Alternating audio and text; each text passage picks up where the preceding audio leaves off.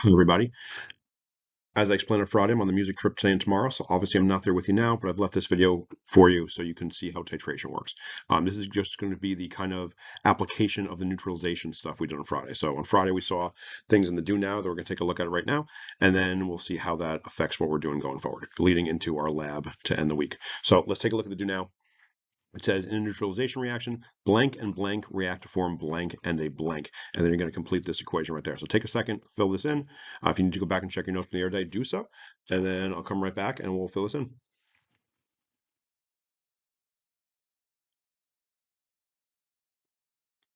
Yes, let's fill this in here. It says in a neutralization, what are we going to put together?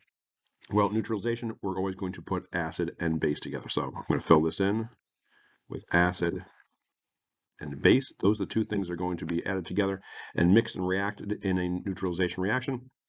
And they're going to react to form two things. One of them is always going to be water. So we're going to take some amount of H's from the acids, some amount of OH's from the base, and make some amount of water that will match. And then the last thing is a salt. It doesn't have to be table salt like we think, but it's going to be whatever is not the H part of the acid, whatever is not the OH part of the base. Our leftovers essentially will be that. So let's do this in the bottom here. On the left, we see something that starts with an H, so that's going to be our acid. I see something that ends with an OH on the right, that's going to be our base. So I'm going to take this one H and one OH, and that's going to give me an equal amount, one water molecule. And then in the leftovers, we've got K here and C2H3O2 right there.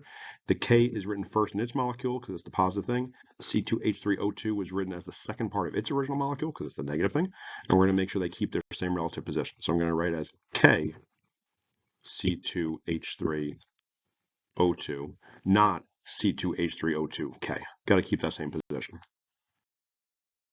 So just because something is an acid doesn't automatically make it really dangerous. We've been looking at acids that are in things like lemons and oranges. We talk about those in class, things that have a tart or a sour taste to them. Those really are not particularly dangerous to us unless maybe you like squirt some kind of juice in your eye or you have a cut on your hand and it stings a little bit. But otherwise, it's really not dangerous to us. Whereas in class, we're going to be using things that are a little bit more dangerous. We're going to need to wear goggles, we'll wear gloves, nothing crazy, but we want to take the right precautions. If we don't know about something, though, there's a way we can figure out what it is we're working with. If we need to know how strong an acid is, we could use some of those pH papers and things, the detectors, the indicators we saw last week, or we can just do some math to figure out how strong an acid or a base is. If we know what one thing is, we can react with something else and find out about that unknown thing. So that's what we're going to look at today. We're going to see how can we tell the difference and to see is something maybe less dangerous like this, or is it going to be more dangerous where we have to use some of this equipment here? Is something very strong? Is it something very weak? Sometimes we might find ourselves in a situation where we need to know how strong an acid or base is, or maybe we know the strength, but we don't know how much we need to neutralize something else. So we can figure something out in that case based on this thing that we know already, which is that 1 mole of H from an acid perfectly neutralize 1 mole of OH from a base. We know how neutralization works. We get an H and an OH, they cancel each other out, they make water, and the other remaining parts go together and make salt. We're not going to worry about the salt stuff. We're just going to worry about the H pluses and the OH minuses. So we know we want to have the H's and OH's balance each other out.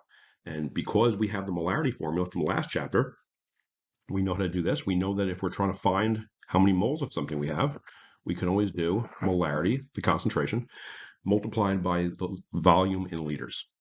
That is going to help us do this little secondary equation, which you'll see in 1 second. Because again, we know molarity times volume gives us moles. We can now use this information we know already to do something new. Instead of looking at moles of H plus equals moles of OH minus, we can look at molarity times volume of H plus equals molarity times volume of OH minus. And that's going to be this equation right here. This is on the back page of the reference table with everything else. This is the titration formula. So titration is essentially just a really well-controlled neutralization reaction. This is the lab we're going to do in a couple of days.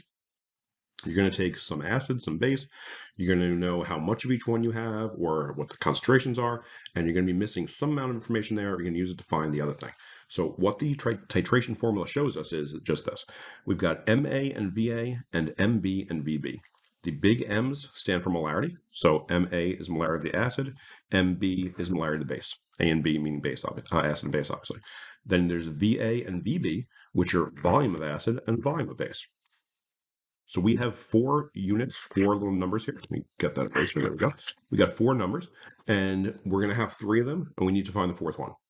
This is a question where the information is going to be given to you. You don't have to figure anything out. You don't have to go do a secondary equation.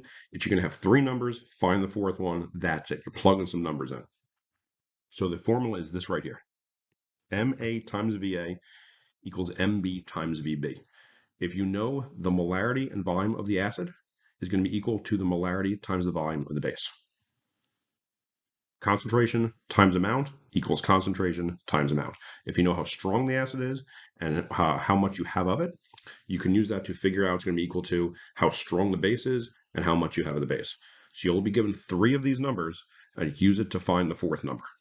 That's going to be the whole thing. There's one extra little detail I'll show you in a second, but that's pretty much it. You plug these numbers in, you just keep track and making sure you're writing the numbers in the correct place, and you should be good to go. This is one of those things we saw like early in the year with the heat calculations, where with the heat stuff, you had to figure out, okay, which formula do I use? Even for the concentrations last chapter, you had to figure out which ones to use, because did it say molarity? Did it say partial million? Not the case here. It's one formula. You just put your numbers where they go, make sure you're writing in the correct place. So, pay careful attention to which number is the MA, which number is going to be the VA, and so on. But otherwise, you're just going to plug and chug, do this math, and it should be all good. One more detail, I'll give you the next slide, and then just some practice stuff. Now, like I said, there's one quick adjustment we have to make here. We have that one equation, MAVA equals MBVB, concentration times volume of acid equals concentration times volume of base. But we need to make a little change here because, as we know, not all acids and bases are created equal. So just looking at these couple of examples from your reference table, we have an acid like HCl that only gives off 1 H when it goes into solution, whereas H3PO4 will release 3 of those H+ ions when it goes into solution. So if we're going to try to use HCl to neutralize an acid, to neutralize a base rather, this molecule is only going to give off 1 of these things, whereas H3PO4 will give off 3 of them. H3PO4 will be able to work 3 times as hard as something like HCl. Same thing for the bases. This has 1 OH, this has 2 OHs, this has 3 OHs. So if we're combining, let's say, AlOH3 with HCl, each of the acids is only giving off 1 H+, but each of the base molecules is going to give off 3 of the OH minuses. So we need some way just to kind of balance this out and acknowledge that they're not all going to be releasing the same number of ions. So to do this, we're just going to adjust our formula a little bit like this.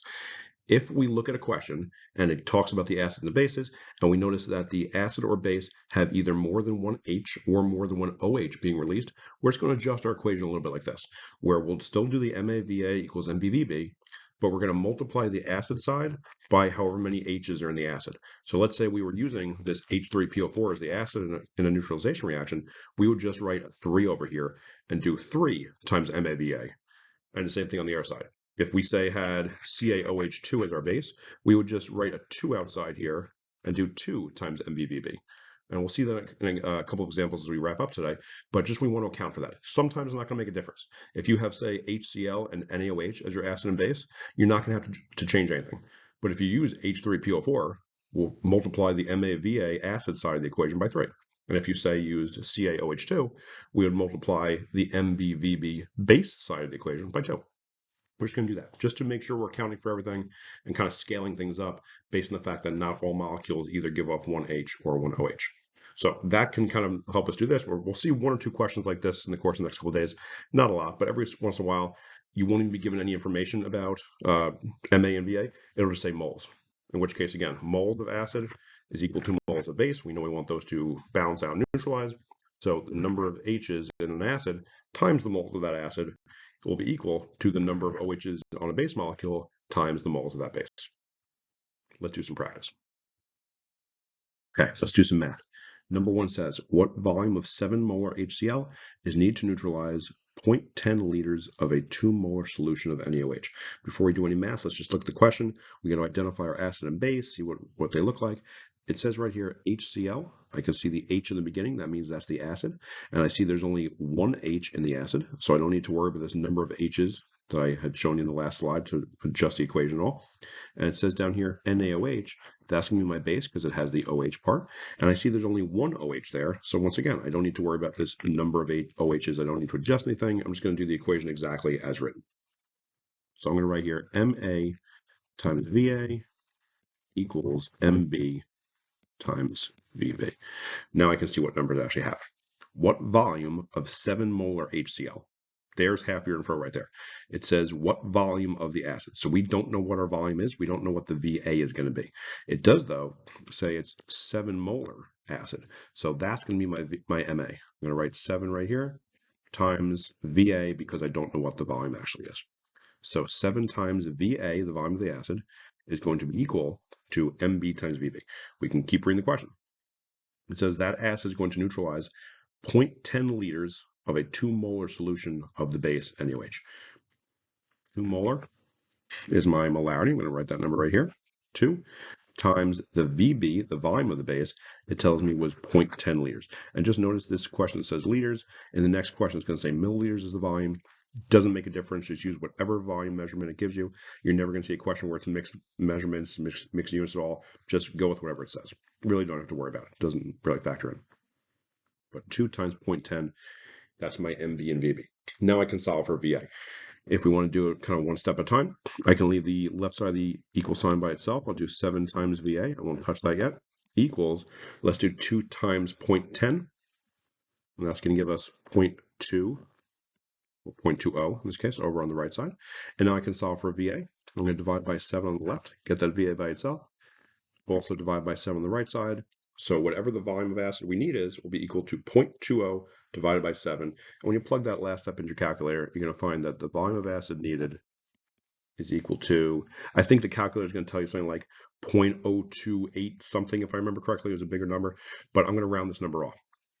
And to make sure I know that I'm rounding properly, I'm just going to kind of go back and check my units. We're looking for volume here, so I'm going to look at the original volume, the other volume I had in the question, which is this number over here, which is the volume of the base. And that 0.10 liters was given as 2 decimal places in the number. So I'm going to make my answer also get rounded to 2 decimal places.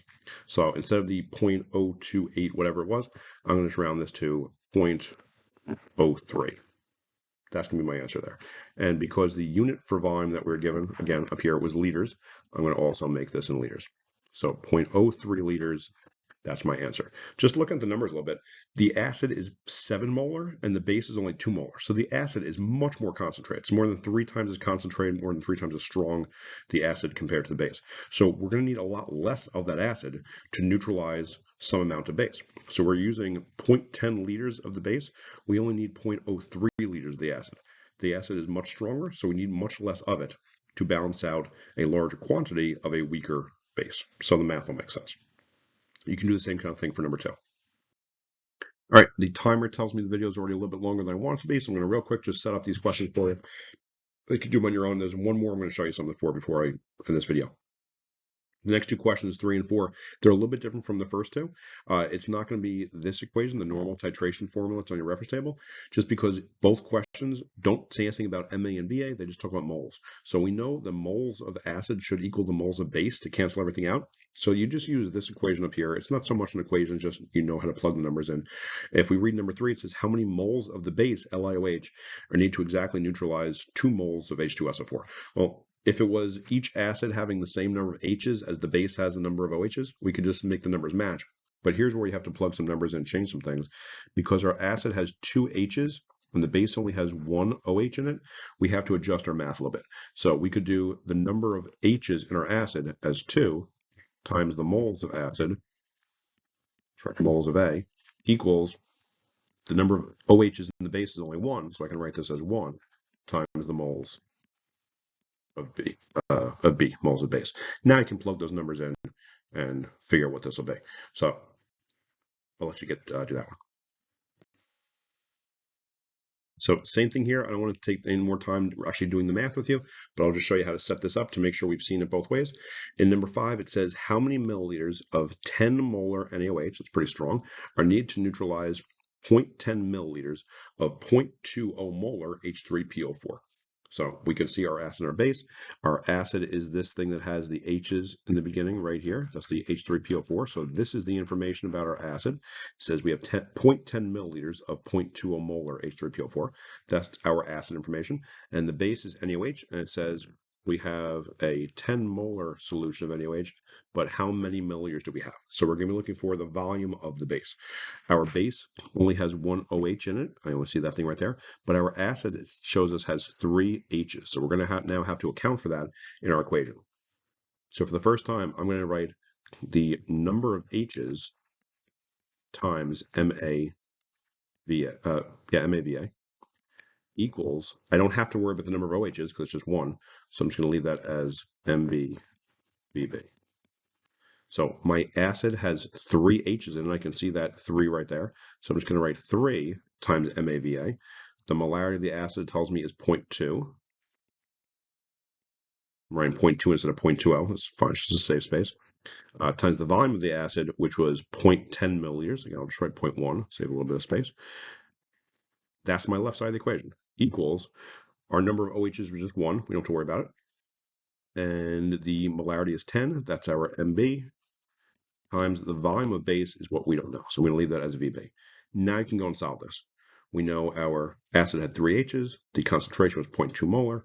The volume was 0.1 times nothing with the number of OHs for the base. It was only 1, but we knew the molarity was 10, and we'll look for the volume. You can just do this math, plug into your calculator, and find how much base it'll take to do.